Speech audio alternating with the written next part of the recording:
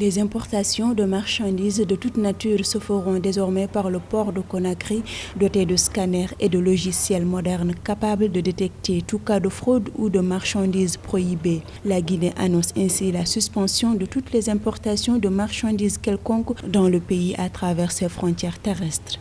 Une décision qui se justifie par la volonté du gouvernement de lutter contre la fraude et la contrebande et de prévenir l'introduction sur le territoire d'armes de guerre. Sur le plan économique, c'est une mesure complètement absurde, d'autant plus que tout un pays ne peut pas avoir qu'une seule entrée, c'est-à-dire l'entrée portuaire. Plusieurs pays frontaliers avec lesquels nous sommes en échange, et ça c'est au quotidien. Les activités économiques et même sociales de ces différentes populations-là sont directement liées à ces échanges. Donc ce sont des pénuries qui peuvent arriver, ce sont des activités qui vont se freiner et cela aura une répercussion sur la vie des gens au quotidien et même sur les revenus de l'État. Cependant, cette fermeture des frontières terrestres guinéennes n'impacte pas la libre circulation des personnes, mais elle ne devrait pas réjouir les commerçants guinéens qui peuvent voir leur chiffre d'affaires baisser. C'est plutôt une manœuvre politique, mais qui va faire un effet retour très négatif en termes d'image pour la Guinée, parce que la destination va être de moins en moins vendable et cela va affecter l'économie